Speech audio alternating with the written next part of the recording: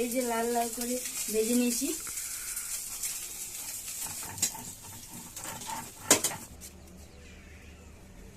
নমস্কার বন্ধুরা, মামনি village cooking সবাইকে স্বাগতম জানাচ্ছি। আজ আমি সকালে চারা পোনা নিয়েছি, নুন হলুদ মাখিয়ে রেখেছি। আজ আমি চারা পোনা রান্না করব। তোমরা প্রথম থেকে শেষ পর্যন্ত দেখবে। ভালো লাগে তো লাইক শেয়ার কমেন্ট করবে। উনান ধরা হয়ে গেছে, আমি এগুলো ভাজবো।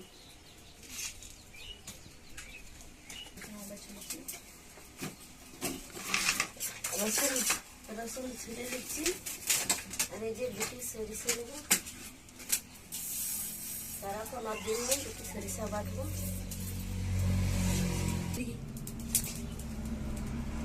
সরষে জিরে ধনে দিয়ে চারা পোনা রান্না করবো।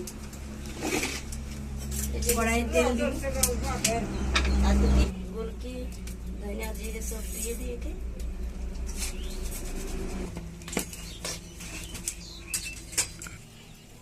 কপিটা আমি ঘরতে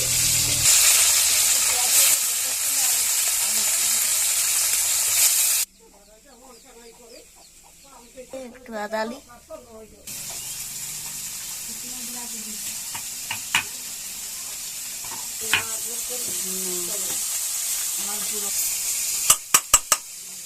একসাথে মিশাই বাটিলি।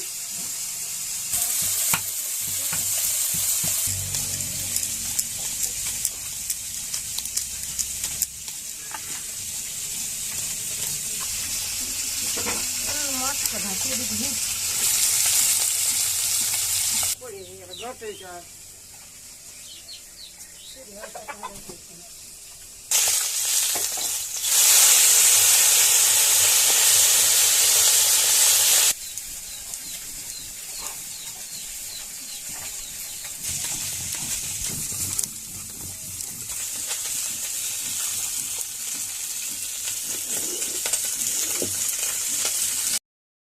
মাছ ভাজা হয়ে গেছে আমার।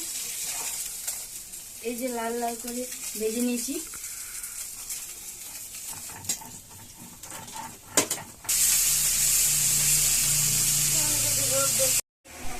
এই যে শুকনো মশলা দিয়ে আমি মাছ রান্না করব। টমেটোর অনেক অকাল, কিন্তু তার জন্য আমি আগে শুকনো করে রেখেছি। এগুলা দিয়ে রান্না করব, অনেক আছে। এই রোদে শুকনো করতে দিয়েছি। অনেক টক দুটি মিলে হয়ে যাবে। এইগুলো আমার মেয়ের মাছ ভাজা হয়ে গেছে, আমার মশলা বাটা হয়ে গেছে। এই কড়াইতে আমি তেল দিয়ে দিই। মাছ ভাজা হয়ে গেছে। 5 ফোড়ন,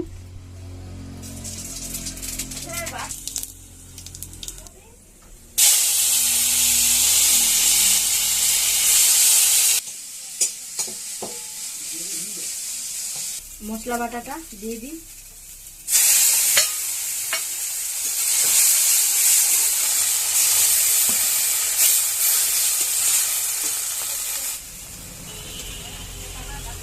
হলুদ গুঁড়ো,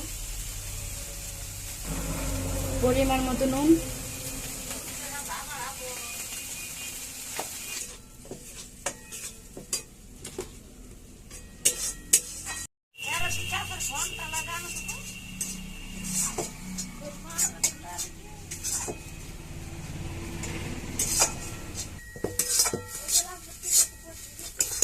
মশলা ভাজা হয়ে গেছে আমার।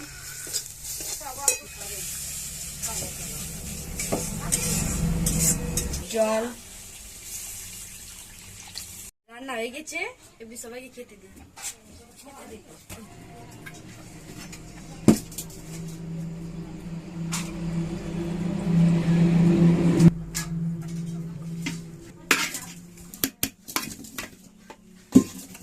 কুঁদরি কাল্লা আমি কিন্তু আগে ভেজে নিয়েছি, আর ঘি মাছের ভাজা।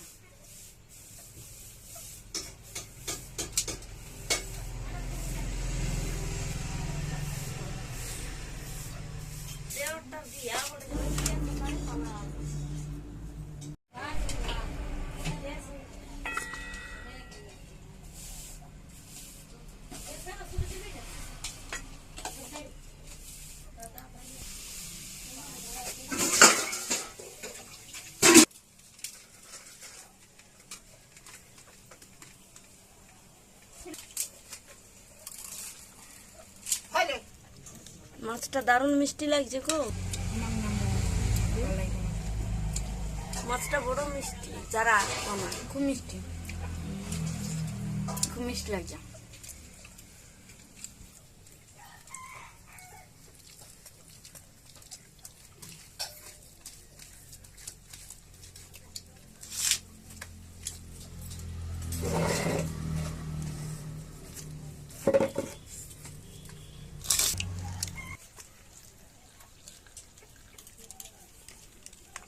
খাবো।